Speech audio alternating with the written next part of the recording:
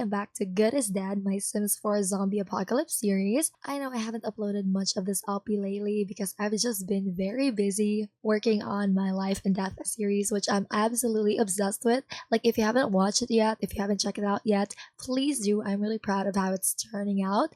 So, yeah, I don't know what happened to my voice. But now, back to Good as Dead. So, in the last episode, Alec and Jace were on an intense mission, searching every room of the motel they're hiding in, trying to find the car keys. So, they're desperate to make a getaway, but the undead lurking around aren't really making it easy. So, right now, Jace and Alec are hatching a plan to get out of the motel safely, or at least like to just get out of this room. If you remember last episode, they stumbled across some bullets also, which has them wondering, could there be a gun hidden somewhere nearby? I mean, this discovery could be a game changer, especially since Alec admitted that he knows how to fire a gun. So that's it so far for the recap, and I am just letting them eat right now with this cereal that they have stashed. It's called, I don't really know what it's called right now. Oh, a raisin bran. Right, I don't know what that is. I don't think that's really popular on where I live, and I don't even think cereal's all too popular on where I live. So they're just waiting. Alec presses ear on the motel room door, holding up a hand to signal Jace to stay still because there's still faint shuffling and guttural groans from the undead echoing somewhere down there. So they are just waiting and waiting, trying to see if that sounds would go away. And eventually, it does. So it's about like 6:30 in the morning. So without hesitation, they are gonna be going to the next room, and their hearts are really pounding like war drums. The air was thick with the metallic stench of decay, and their terror is just palpable. Let me just remove this because apparently they can't walk right here. Oh my gosh. Okay, let's go over here together. They flung the door open, and the zombies have locked eyes with their next spray. And without hesitation, Alex stepped forward, his grip tightening on the blood-stained machete. I didn't actually know there was gonna be two. Oh my god. I just updated my game and I have been getting this ever since this morning. What the hell is going on? And because of that, we do not get to see the entire bloody thing. Fine. However, their eyes darted to the second zombie. Oh my god, outside? What? That's not what we wanted to do here. But yeah, he made a quick work of it, just lifting this guy up and stabbing him in the guts. So here they go, just finding the damn key. So, okay, Alex said, more like muttered, his voice steady despite the chaos. He said the keys have to be in here somewhere. Let's split up and search. So they began rummaging through the room in a frenzy, pulling up drawers and riffling through their contents. Jace even yanked a nightstand drawer open, only to find it filled with useless scraps like a torn map, a broken flashlight, and some old receipts. So there's definitely no luck here, Jace murmured, slamming something down in frustration. So Alex like, where could it be? Panic edging on his voice, because they already scoured every corner of this room. The bed, the closet, even the musty couch, the drawers. Although they haven't really checked the bedroom, but what can they find here? Probably nothing still. So Alec finally said that we're running out of time. If it's not here, we need a new plan. Why are you eating? But yeah, Jay is right here. He says, there's still one room left. So Alec froze, his eyes meeting Jace's. The weight of the situation pressed heavily on both of them, but the glimmer of hope, however faint, was enough to spur them forward. So they said, like, I did not say they were gonna hug, but he did say that, let's just check it. So Jace nodded and they stepped out. The familiar sounds of the undead stirred nearby, and the door to the last room just loomed ahead. And Jace muttered under his breath that this has to be it. Like, there's just no way that it's not in there. It's gotta be in there. This has to be it, Jace muttered under his breath. So Alec nudged the door with his foot, causing it to creak open, and they immediately noticed that the room was much darker than the last. Like, the furniture are overturned and debris scattered across the floor. What's lighting it though is this broken window. So as the shadows danced ominously and the air felt thick with tension, Alec whispered, stay alert as they step inside, ready for whatever awaited for them. And something just felt different, and the smell of decay lingered, but something felt different, like this room wasn't as chaotic as the others. Near the far corner, Alex's gaze fixed on a figure crouched behind the bed, like next to the bed, and it was small, trembling, and partially obscured by the shadows, so his instincts kicked in. Without hesitation, he raised his machete, ready to strike, but Jace cried out for him to stop, and Alec froze mid-swing, his eyes narrowing at the figure, because it's a girl. Jace added, stepping a bit closer, and she's alive. She couldn't have been older than 10. Her face was streaked with dirt and tears. Her hair was tangled and matted, and her clothes are dirty and bloodied. So yeah, she's just a kid. Jay said, his voice softening, like they are. So Alec, who lowered his machete by now, but still breathing heavily from the adrenaline, and just sat next to this kid, said, "Hey, kid," he said hesitantly, trying to soften his tone, even though he's not really used to it. And the girl flinched at his voice, but she didn't retreat. Jace reassured her that, "Hey, it's okay, we're not going to hurt you. What's your name?" And the girl hesitated, murmuring in a shaky voice, "It's Danica." "Danica," Jace repeated, offering a small smile. "You're safe now. I promise." But Alex's eyes remained wary. He's like, "Safe? We're barely keeping ourselves alive," he muttered under his breath, glancing towards the door. However, a sudden noise came from the bathroom, a faint shuffling sound followed by something scraping against the door, and Alex danced immediately, raising his machete again, saying, "What the hell was that?" And Jace turned to Danica, his voice gentle but firm. "'Cause Danica, is someone in here with you?" The girl's expression shifted to one of fear. "No," she whispered, shaking her head. "I've been alone since mommy left for the store." Jace's brows furrowed, asking, How long ago was that?" And Danica hesitated, her small voice barely audible. She said, 4 days ago."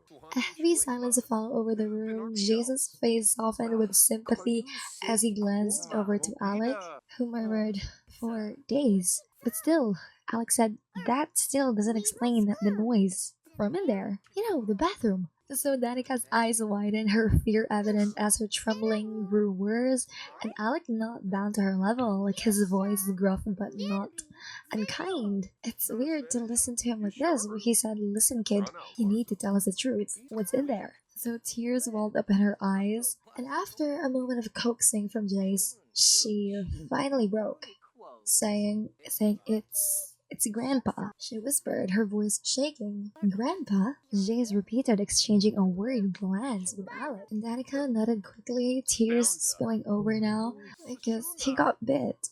"When we were running away, he saved us, me and my mom.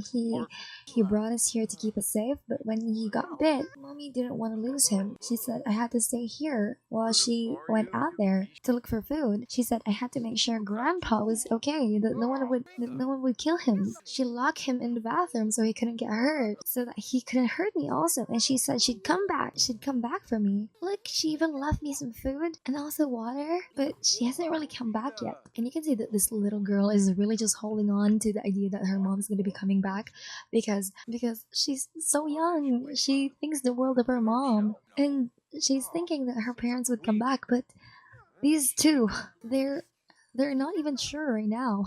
So they exchanged a look. Jace's expression was one of pity, his eyes filled with sadness for the girl's impossible situation. Alec, however, clenched his jaw, his grip on the machete tightening again.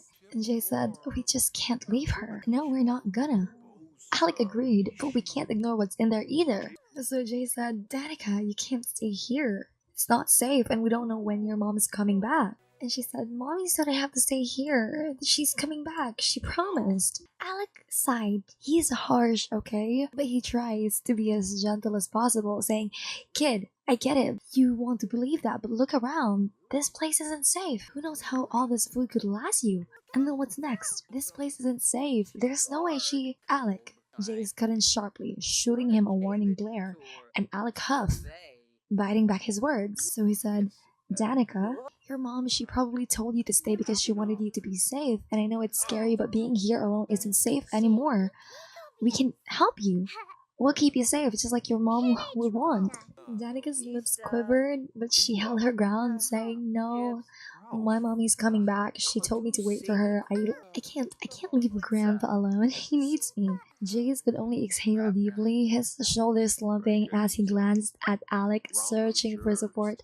But Alec's face was unreadable, his jaw tight as he stared at the girl, saying, You're gonna get yourself killed if you stay. Look, kid, your mom told you to stay because she didn't know what else to do. She probably thought she'd be back in a few hours. It's been 4 days. You need to face the truth. And they see this poor child break, saying, No, mommy wouldn't lie. She'll come back. She cried, her voice cracking as she backed away from them. And Alec could only mutter, like, Damn it, under his breath, turning away and just frustrated. I think all the crying had made her feel so tired. So here they are, and Jace looked at Alec again, his expression torn, saying, I can't just leave her here. I refuse to do that if we ever do find the key. And he said, I know, but we can't really drag her out if she won't come willingly. And we've still got a situation to handle. And a few hours later, she finally had woken up. And this is gonna be a weird conversation. But Alex sighed, rubbing the back of his head, saying, I know. When I was a kid, my parents always left me alone. Alec began, his voice uneven as he fought back to keep his emotions in check.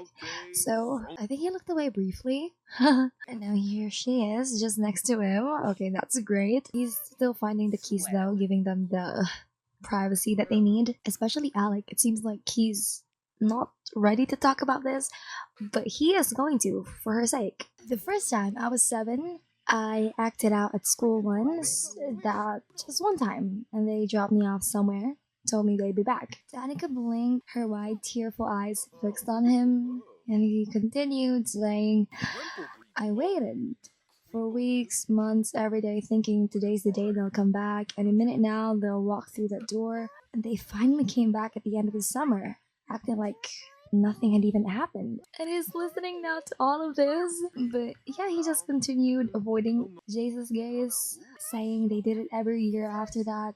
Every time I messed up or made things harder for them, they'd leave me behind. And every time it got harder to hold on to hope. It's like every day you tell yourself, today will be different, and they'll come back this time, but then they don't. And it breaks you a little more every single time. And he shifted uncomfortably, forcing himself to keep going, saying, I'm not saying your mom did not love you. I'm sure she does, kid. And I know she told you to stay here because she thought it was the safest thing for you.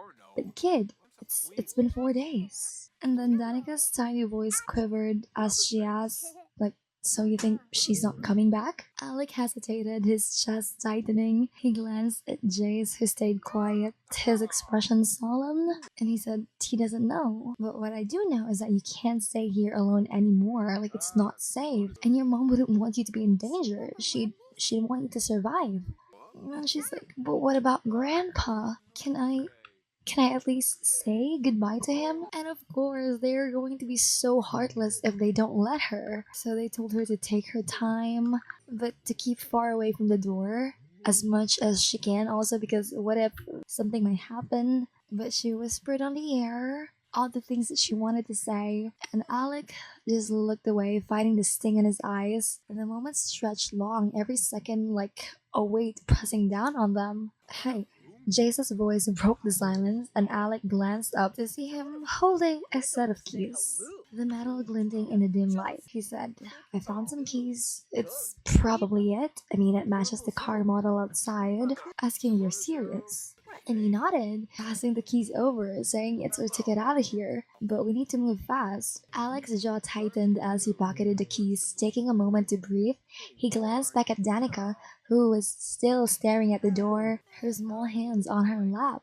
She looked broken and fragile, but there was a glint of something in her eyes, something that spoke of the courage she was still trying to hold on to. Called out to her, Danica, we're leaving. This is your chance to be safe. Okay? Okay, she whispered almost to herself. So Jace glanced at Alec, understanding what needed to be done, and said, next, we're going to get out of here, and we're not looking back. Okay? But first, we're probably gonna need this, so let us just put this in your inventory, please.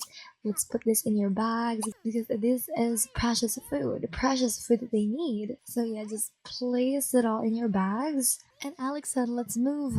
The words carrying more than just urgency, they carried a promise to protect, to survive, and to keep moving forward no matter what it took. The car suddenly ran out of gas, so they were forced to trudge forward. They were weary, their limbs sore from hours of travel, and their stomachs growling with emptiness. And so, just as everything settled in, they caught a sight of a small cottage, and it's nestled by the lake. And Jay said, look, pointing toward it, his voice hopeful despite exhaustion, etched across their faces. That may be a good place to rest. It looks abandoned.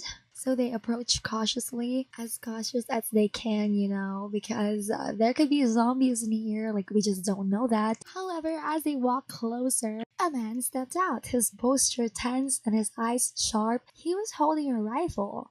The barrel pointed downward, but still much in reach, and the man's face was rugged and weathered, eyes narrowing as he scanned them with suspicion. So he said, the standard things, like who's there? So he asked who's there. His voice was rough, edged with a blend of fear and defiance. I feel like this is Jace's forte, so he's gonna walk over here and speak with the guy, saying, we're just looking for a place to rest. We don't mean any harm. Danica clung to Alex's side, her wide eyes speaking out from behind her. Behind him, I mean. The sight of the young child seemed to shift something in the man's expression, but he remained cautious. The man demanded, where did you come from? And before Jace could answer, a woman had appeared behind them. Her presence was like a warm, gentle wave that contrasted sharply with her husband's tension.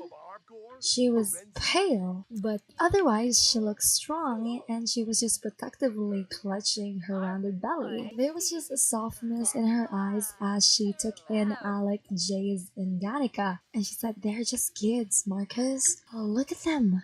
They're not a threat. They're just kids. Marcus's jaw clenched, but the tension in his stance loosened just a little. He looked at his wife, then back at the trio, assessing them. The fire in his eyes was still there, but now it carried a flicker of doubt. Alec took a step forward, trying not to seem too desperate, saying, we're just really trying to make it through the night.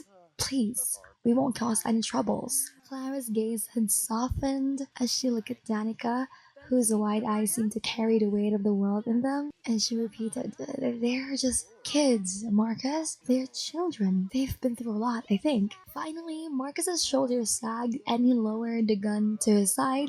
He said, fine, you can come in, but only for the night, and if anything happens, we'll deal with it. I will deal with it. So Jace nodded quickly, relief washing over his face. He glanced at Alec, who let out a barely perceptible sigh, and at Danica, who was now staring at them, starting to look hopeful, her eyes flickering with exhaustion and a small measure of trust. Thank you, Jace said. So they stepped inside, the door creaking as Marcus pushed it open, and there were signs of careful preparation, just like blankets folded neatly, a pot of water simmering on the stove, and a few wooden chairs gathered around a small table. And she's like, I'm sorry, this isn't our place. I mean, we just also found it like you guys. Clara settled herself in front of them and said, you're safe here now, but tomorrow we'll just figure out what to do next. Jace and Alec nodded, their chests tightening with gratitude and wariness, so they were finally safe, at least for the night, and that was really more than they could hope for. Jace let out the breath that he didn't realize he had been holding. They had found shelter, but he knew better than to think it would last forever. This world is just so unforgiving, and every day was a battle to keep moving forward. But for tonight, at least they were safe. With some strangers, yes, but they seem to be good people. And sometimes, in a world like this, that is enough. So yeah guys, thank you so much for watching. I hope you did enjoy this episode, and yeah, this is a proof that I did not abandon this LP just yet. Wait, just yet? No, I'm not gonna abandon this LP. I'm gonna try to continue writing for this because I do write my scripts beforehand and I record on Saturdays and Sundays. Like that's the only time I get to record.